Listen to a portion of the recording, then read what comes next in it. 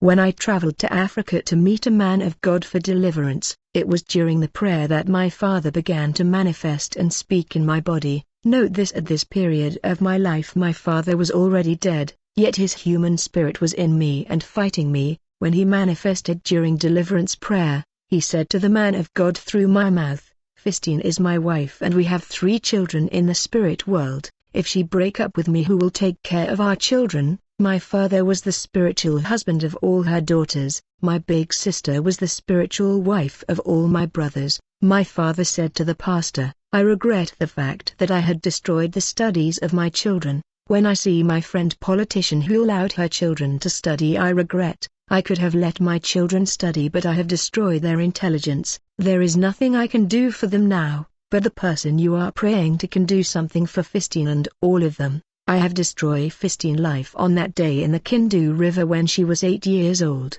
I destroy her intelligence when I took her pen and I introduced it in my anus, and I have died with her intelligence and we are using it in the spirit world. Since that day her intelligence was manipulated." The pastor tried to expel my father from my body, but my deliverance was still not complete. When I came back to Europe, I was seeing myself in party with my father. He was coming in my dream because the bondage was not cut yet. Then the Lord showed me a plate that my father was using regularly for food in the spirit world. The Lord said that this plate was actually my head. My father was using my head as a plate in the spirit world. I cried on that day when I learned what my own father did to me, since I was not totally free. Later on I joined the Mountain of Fire ministry. In the process I traveled to Nigeria where I attended their gathering. But during the prayer the man of God had a word of knowledge. He said, "There is a servant of God among the crowds in the name of Deborah. Let her step forward." Many women with my name stepped forward, but the man of God insisted despite the fact that many have stepped forward. Finally the Spirit of God caused me to step forward. The man of God said, "You are a great servant of God, but there is a great battle before you, and you were sacrificed through a chicken. You ate chicken in the family as part of ethnic tradition and custom.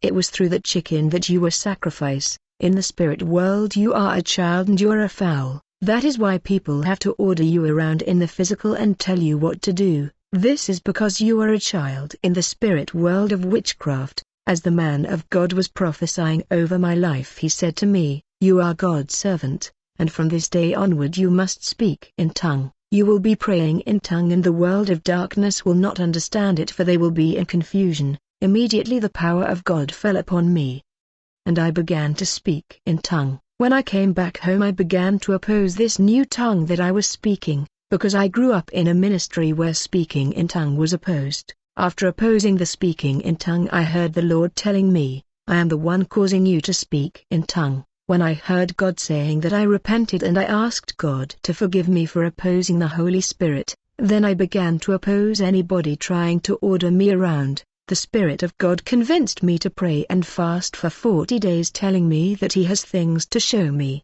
When I began this prayer, He revealed to me that I had a crown of serpent on my head, and millipedes are walking on my head. He said, "But I am the Lord your God and I will deliver you from this." When I got attack on my back, I could not walk. The Lord said, "Place your hand where you feel the pain, because you have the gift of divine healing and you will be healed, and do not confess your sickness even if you feel pain." I talked about the battle in the first house, which is my father's house, which was the source of my battles. I also talked about the battle of the second house, which is the family of our wives or husband. You can unite with a marital partner that has a spiritual baggage and the battle will increase in your life. The battle of the third house begin when we join defeated and dark churches. Brother, your family can be the source of your battle because of ancestral covenant and genetic heritage. The battle was escalating in my life. I prayed for many months to the Lord to raise another servant in the family. After many months of prayer, the Lord raised a prophetess in my family. This was my cousin. At this point I am no longer in Mountain of Fire. I was alone as a young prophetess eager to serve God. Days later I got a call from my cousin telling me that there is a group of dedicated women of God gathering in Paris for prayer. She proposed that I join them. I liked the idea and decided to join them, but this prophetess who led this prayer of group was a Jezebel. She was watching a gospel concert that I attended. While she was watching the gospel concert, I drew her attention because she saw my star that was shining. She began to ask her member that were watching the video if any one of them knew me. My cousin told her that she knew me and that we were relative. She went on to convince my cousin to persuade me to join their gathering in Paris. When this prophetess was able to detect my star and she entered into contact with my family, I was unaware of all of this. Since I was a young prophetess and I was excited to serve God, I decided to join her, but I forgot that when God called me, He told me to never join anybody and to never associate with anybody unless He instructed me to do so. I failed to realize that there were many false prophets and many are in the occult. In fact, the woman leading the prayer group in Paris was a Jezebel, a witch.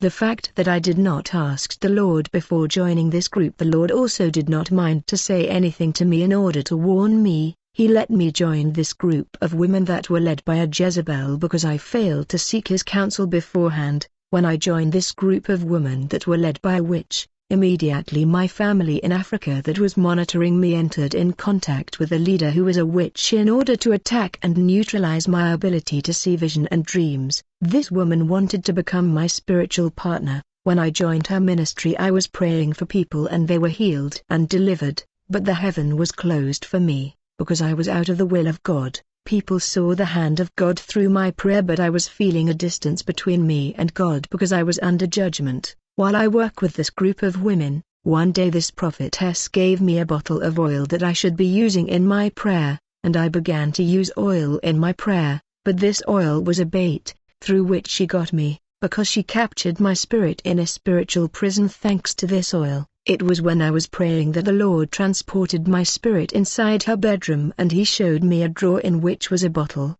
When I looked at that bottle, I saw that I was inside that bottle where I was held captive. As a result of this revelation, I began to pray in order to break the bottle that was my spiritual prison. One day in the city of Toulouse we were holding deliverance session when I felt like a spirit of dog biting me. I reacted by taking time in prayer, for the Lord convinced me to take time in fasting and prayer. I went to pray for 40 days, because this woman captured my spirit in a bottle in order to destroy my son and my gift of the Spirit. One day I was attending prayer at her place and when it was night we slept there. When I woke up, I heard the Lord saying, "Look at the person you are sleeping with." When I checked, I saw the prophetess who was in the shape of a serpent, for she was an agent of Satan. I was amazed. Immediately I gathered my stuff while she was sleeping and I sneaked out in silence for never to come back again, but the damage was already done. This so-called prophetess captured my spirit in a bottle while I was working and collaborating with her.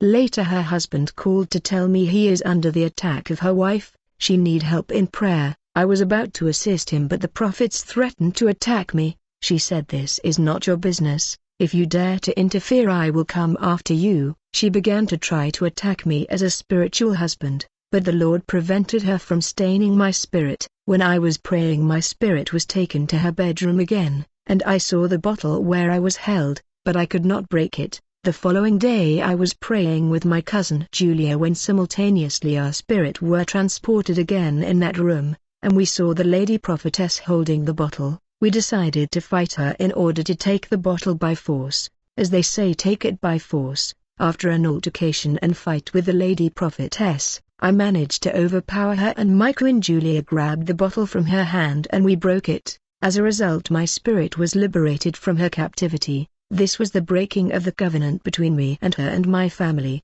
The Lord said to me, "She had become your spiritual partner thanks to this covenant, and she wanted to molest you sexually, but I did not allow that to happen, because I had destroyed the city of Sodom and Gomorrah because of these abominable practices. The Lord deliver me from the influence of that false prophet whose job was to molest me so that my family may have an open door to enter. If only she could do it once with me, the door would have been opened for my family to enter in my life in order to reach me." We managed to destroy the bottle in which my spirit was captured. Brethren, you got to identify strong men in your family and bring him down, otherwise no one would break through.